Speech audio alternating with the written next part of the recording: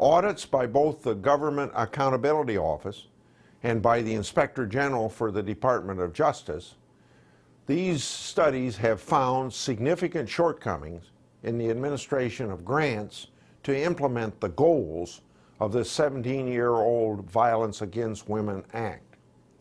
The findings include questionable costs for 93% of a nearly $900,000 grant, questions about the use of $1 2/10 million from a $1 9/10 million grant, and of course other sloppy record keeping and failures to report.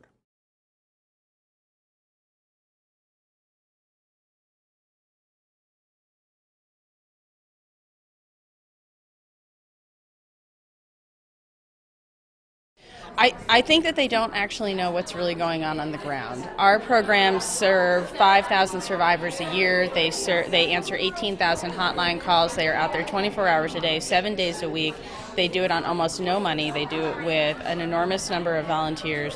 And if they aren't there, there's nobody there. And that means that people are not being supported as they go through the criminal justice process. It means that arrests aren't going to happen because survivors can't go through with the process. It means that forensic exams won't happen. It basically means that the strides that we have made towards improving the response to sexual assault will be wiped away.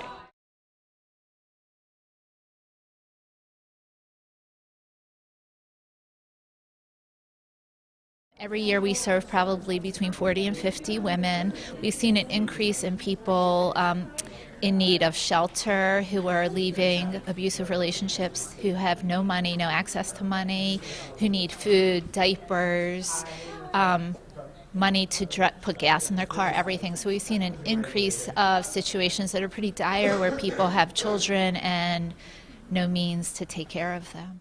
Well, I would like to think that any opposition to this is purely due to ignorance, and I don't mean ignorance in an extremely negative way, but ignorance in terms of not having knowledge of how important this is. Unfortunately, a lot of people, if they're not dealing with this issue directly, they don't realize or care even that it exists.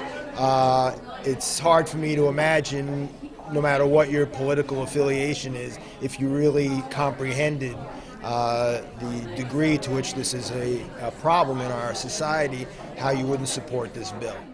I've been doing this work for 34 years. I know what it was like back in the late 70s, early 80s without the Violence Against Women Act, and I know what it's been like with it. And we are significantly better off with the act and with people in this country understanding that domestic violence is not going to go away, but we are going to have services that are available to people who need them.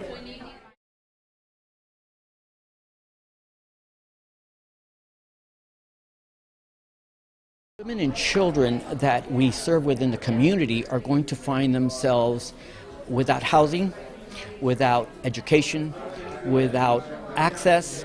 They are going to be displaced, and they're going to be displaced through ignorance and the lack of understanding of the provisions of VAWA and the services that those institutions are there to provide to the public as a whole. Without the funding, there would be fewer services, and VAWA funding saves lives. If you look at the homicide rate in terms of both men and women, that the availability of services has helped to reduce the homicide rate in intimate partner violence situations. If VAWA is not authorized, what we do for women and children would essentially halt. Dollars are slim. We don't have enough in our budget to meet the need. In Hunterdon County, where we are, we estimate about 20,000 women are victims of domestic abuse and sexual assault each year. And when you take that and pair it to the national statistic, that 75% of the victims are not reaching out for services, if we have cuts and we're only serving 25% of the victims, it would be a critical detriment to the women, children, men, and families of our county. The thousands of families that have begun to come forth out of really secrecy and shame and all the things that keep people in minority communities hidden and afraid to talk about the issue, that all that hope would be taken away from them.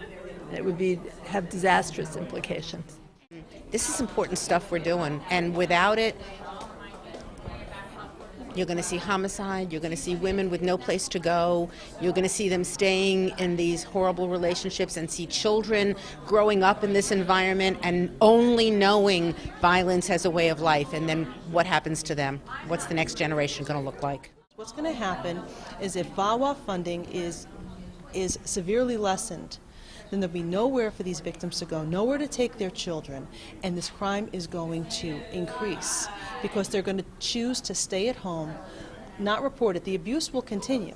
So they're going to continue to be abused, and women are going to die, children are going to die, because they have no options. There's nobody there who says to them, we will help you along the steps.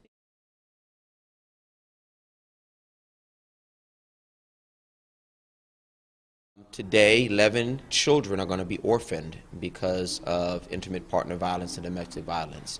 So if we're okay with standing by and letting the parents of 11 children die without trying to say something, do something, change something, then shame on us as a society. For Jewish women, they tend to stay in a relationship 7 years longer, and so if there weren't access to more resources and education, they may stay even longer because there's such a stigma for them to leave the situation. An estimated 25% of people who report the issue of domestic violence, which means that there are 75% of individuals out there who don't go to the police. They're the ones that we need to reach, and this act helps us to reach those underserved populations.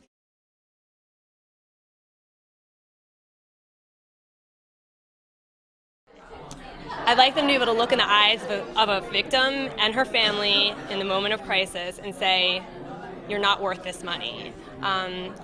Like most comprehensive domestic violence agencies, the point of entry for most of our clients is through an immediate crisis, whether it's a police response or through our 1-800 number. And at that point in time, we're able to loop them into comprehensive services, whether it's through our Safe House, our legal advocacy department, community education. We can link them up with other community resources.